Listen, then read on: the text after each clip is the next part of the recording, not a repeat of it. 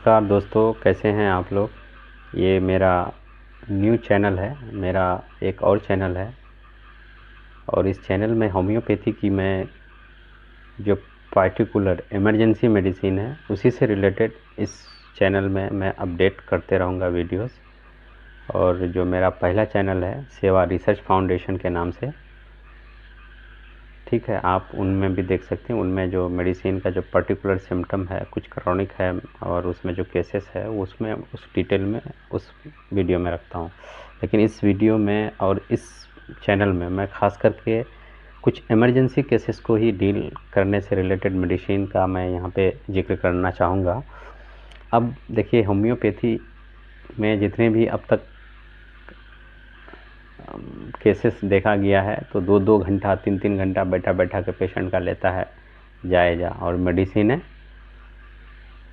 काम ही नहीं करती है।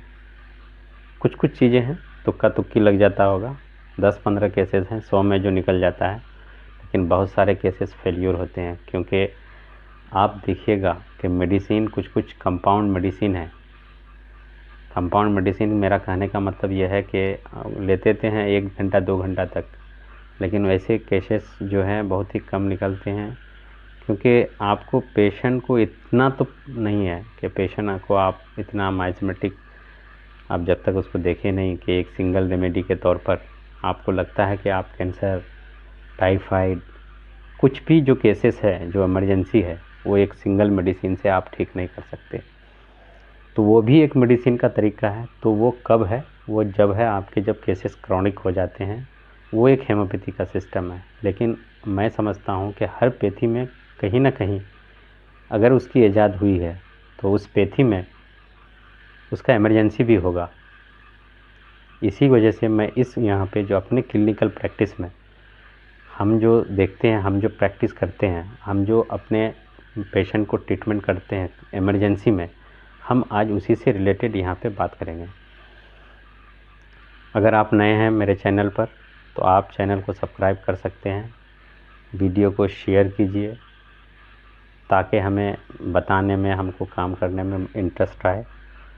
और हमारे जो और भी जो पर्टिकुलर जो मेडिसिन का जो सिम्टम है देखना है, आप सेवा रिसर्च फाउंडेशन मेरे दूसरे यूट्यूब चैनल में जाके आप देख सकते हैं।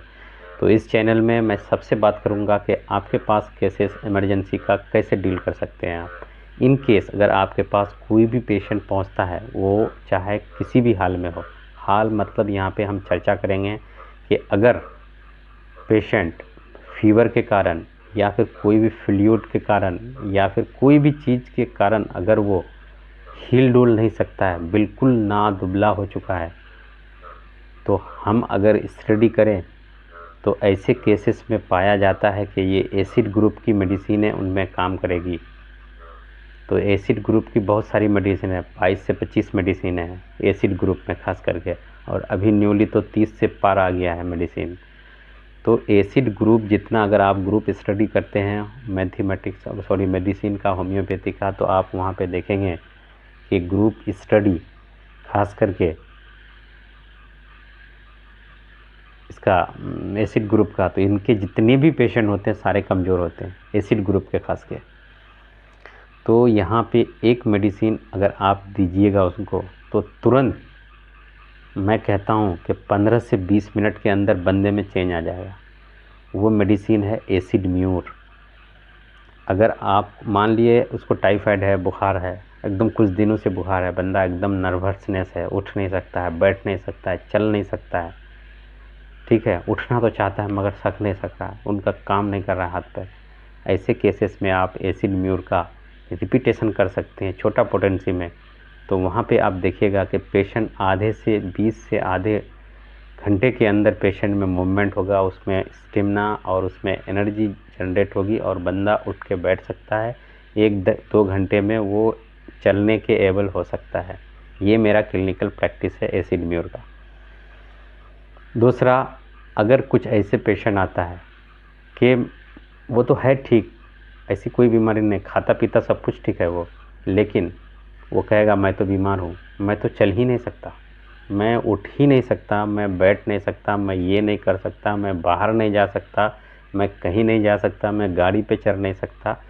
ऐसे मेंटल पेशेंट, ऐसे मेंटलिटी के पेशेंट को अगर मैग्नम दवाई दी जाए बड़ी पोटेंसी में, यूँ आप देखिएगा विदिन 24 आवर्स में ये माइंड सिम्टम उनका जाएगा। तो ये थी होम्योपैथी की 2 बड़ी मेडिसिन है जो आप इमरजेंसी में यूज कर सकते हैं। और अगर इससे अच्छा आपको लगा है, आपने अगर प्रैक्टिस में हैं, अगर आप प्रैक्टिशनर हैं, अगर आप स्टूडेंट हैं, अगर आप हमारे वीडियो को देख रहे हैं तो चैनल को सब्सक्राइब कीजिए, वीडियो को शेयर कीजिए, ताकि मैं आपसे इसी तरह से न्यू अपडेट आपका जो मैं क्लिनिकल प्रैक्टिस में करता हूँ वो आपको मैं दे सकूँ। थैंक यू, धन्यवाद।